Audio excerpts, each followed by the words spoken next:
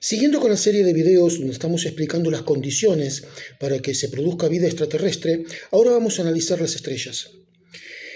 Pero primero tengo que explicarle qué es una estrella y cómo se forma una estrella. Yo quisiera ser bastante claro y bastante docente en este asunto. Así que voy a empezar bien por el principio. Al principio, después del Big Bang, todo el universo era hidrógeno y una parte muy pequeña de helio. Todo el universo era hidrógeno y había nubes, nebulosas, nubes, acumulaciones de hidrógeno que fueron por gravedad acercándose hasta apelmazarse, formarse pedacitos más compactos y más compactos y más compactos, hasta que por gravedad, la gravedad es una fuerza atractiva que tienen todos los cuerpos, por gravedad se fue apelmazando cada vez más.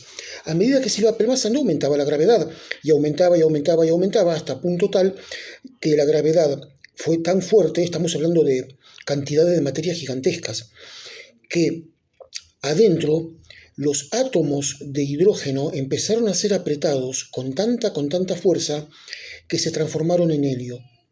Un átomo de hidrógeno es un protón que lo rodea un electrón.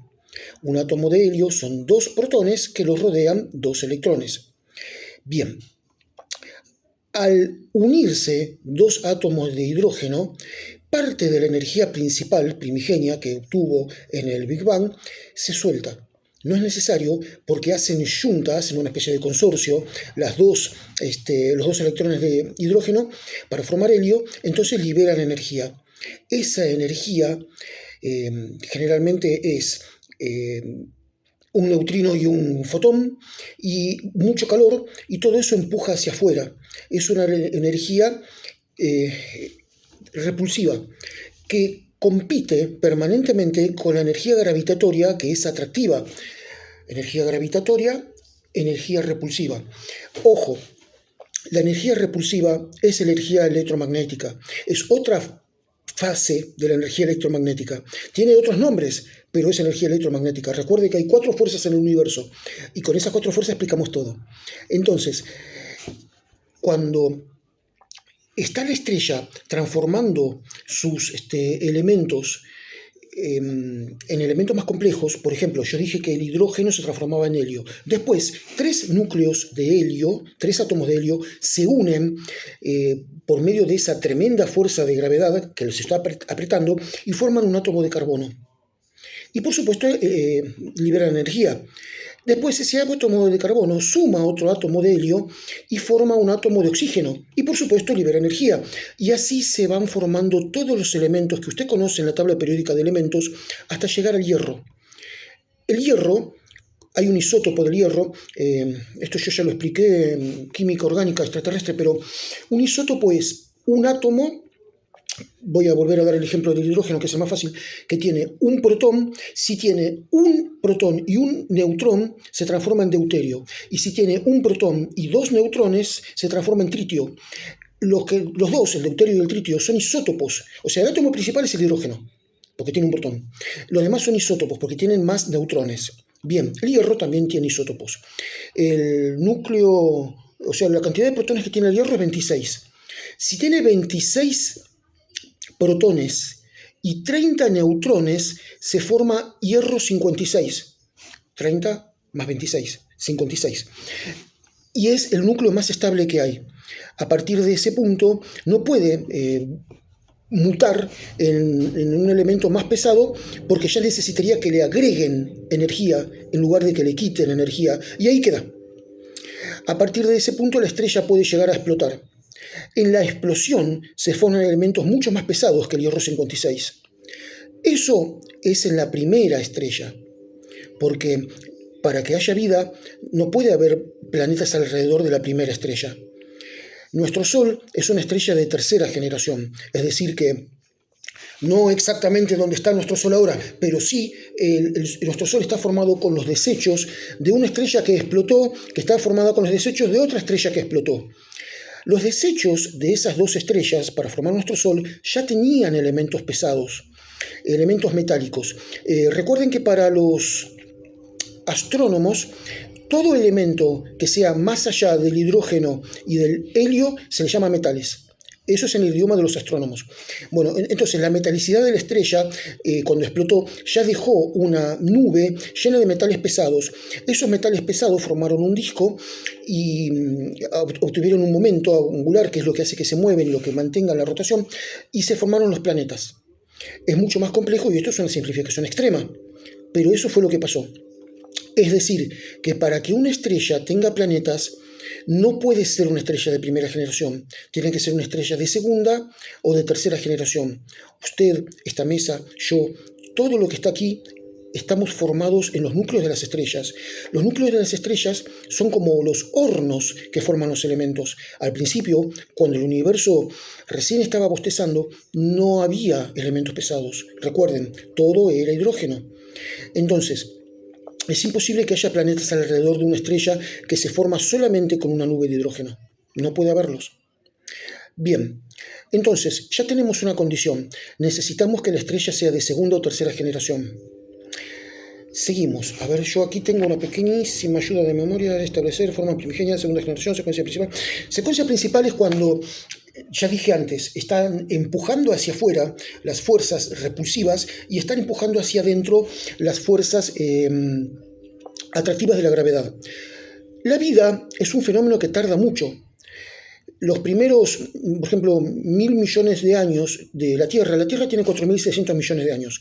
Los primeros 1.000 millones de años no hubo vida, no se podía, ni siquiera había un piso estable, había tremendos movimientos volcánicos, no había una atmósfera, no había agua.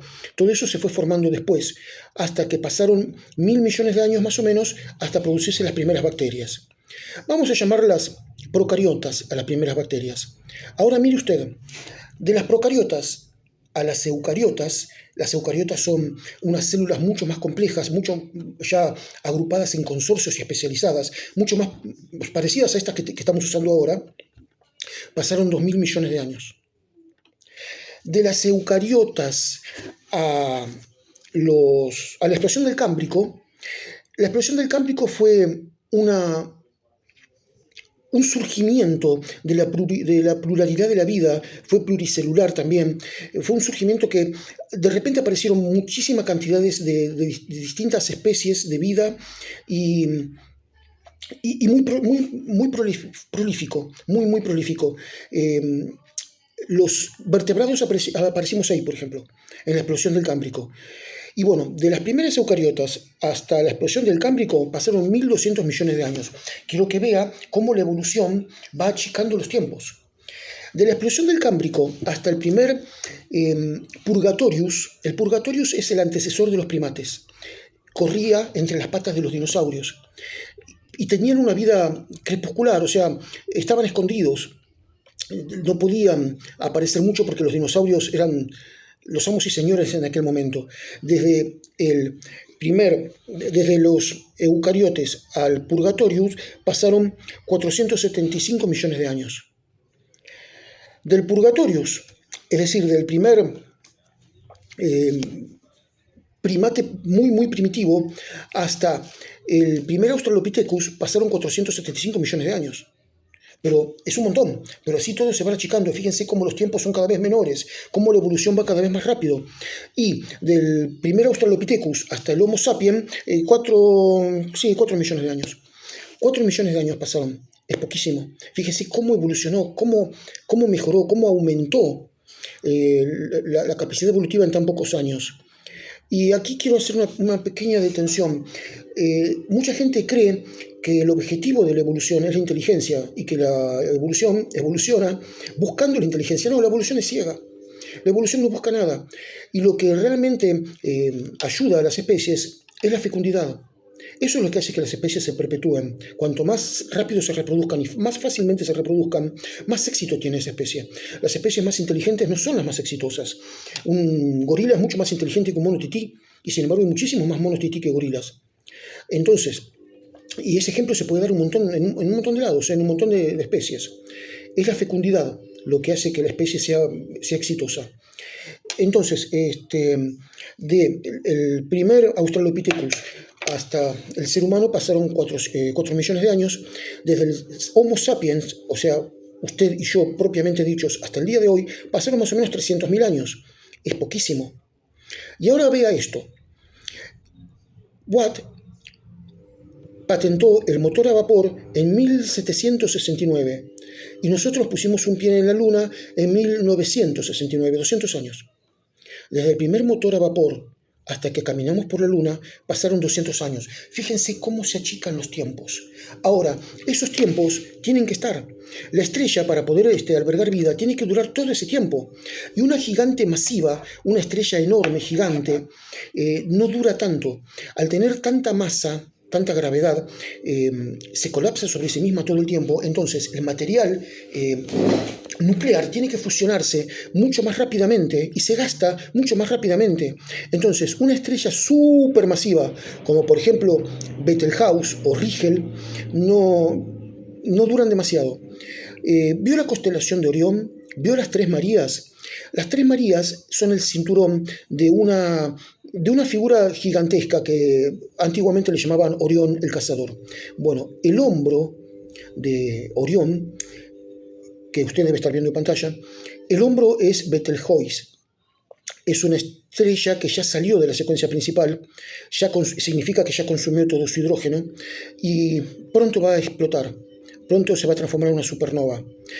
Es un poquito roja, si usted la ve con un telescopio la va a ver roja.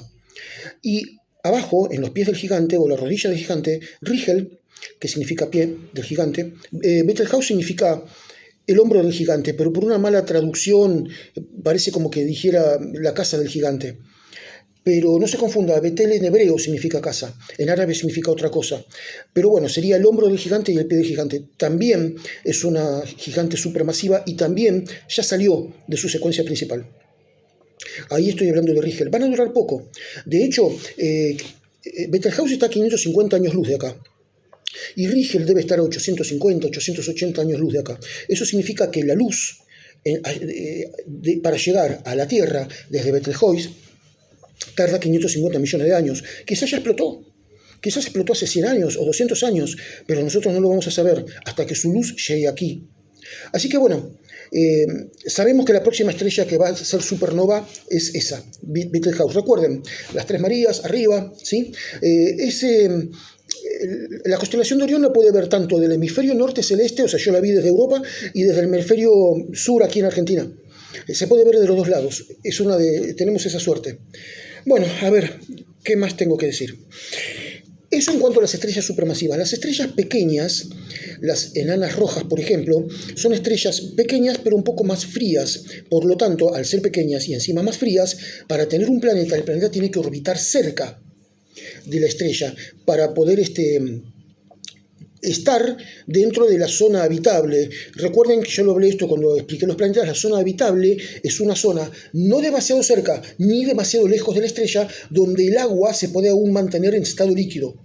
Más cerca se evapora, más lejos se congela, y la vida para evolucionar necesita agua en estado líquido o algo en estado líquido.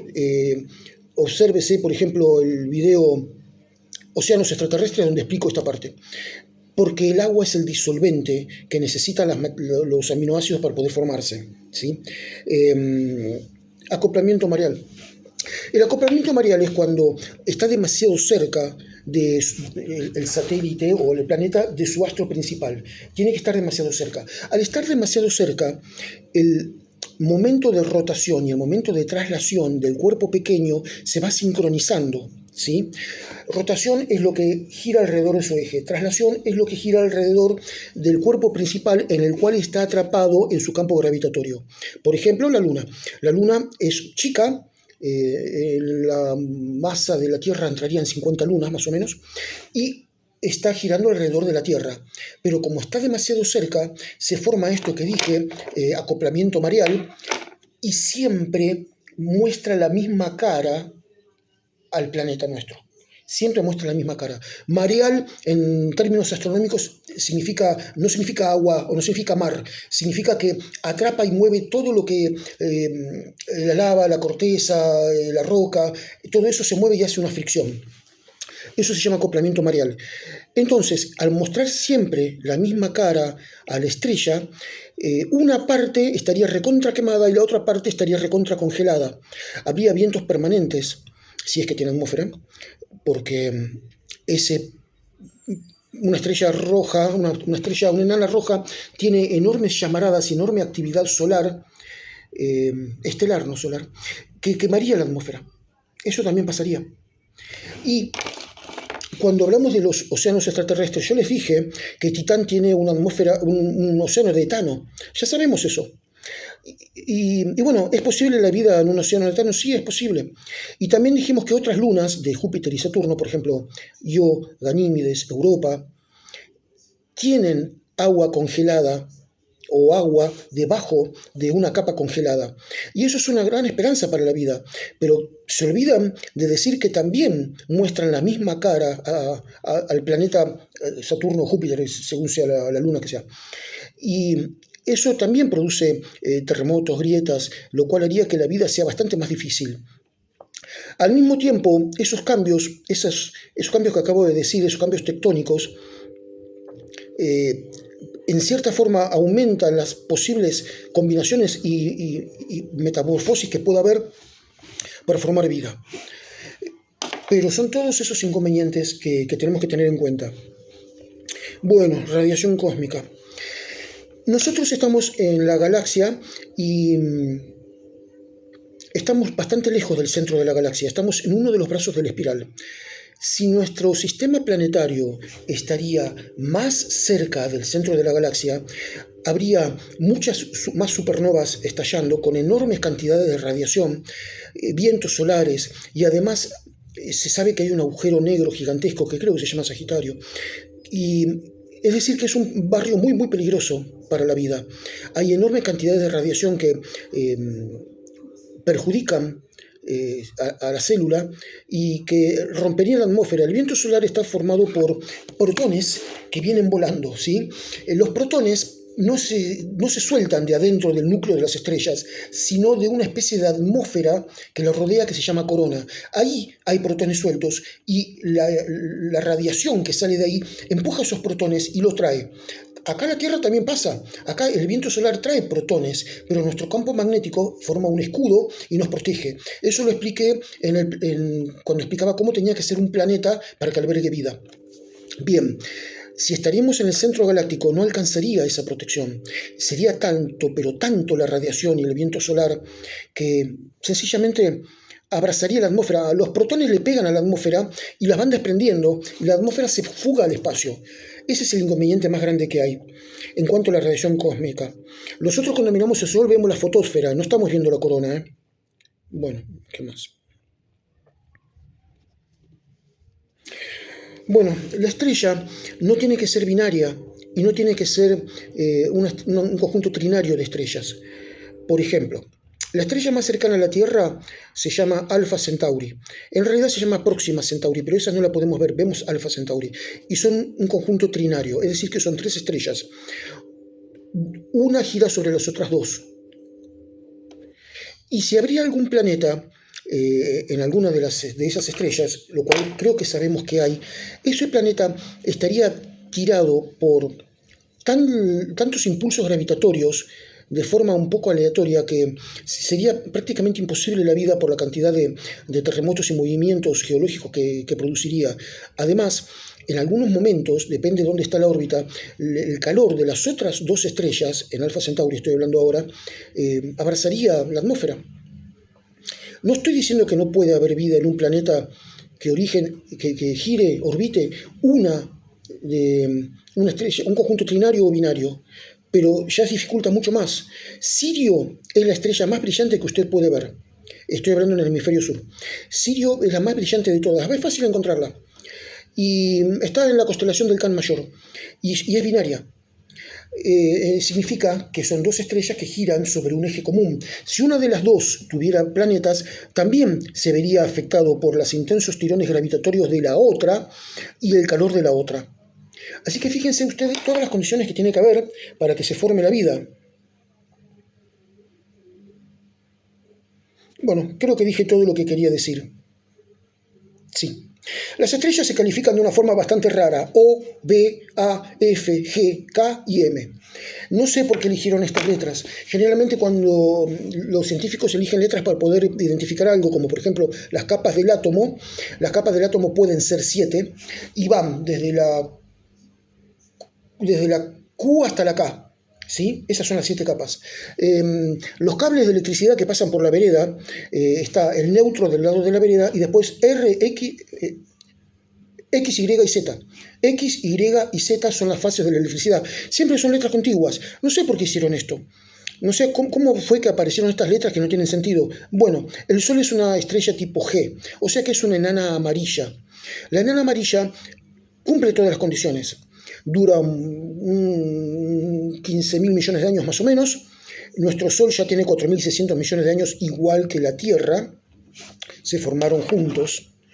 Y aproximadamente le faltan otros 5.000 millones de años más para estar en la secuencia principal, para poder albergar vida. Pueden pasar otras catástrofes, pero eso es lo que le queda. Después están las enanas naranjas, que vendría a ser la K, y esas son candidatas mejores todavía, duran más tiempo. Y bueno, después ya la M son estrellas demasiado frías como para poder albergar vida.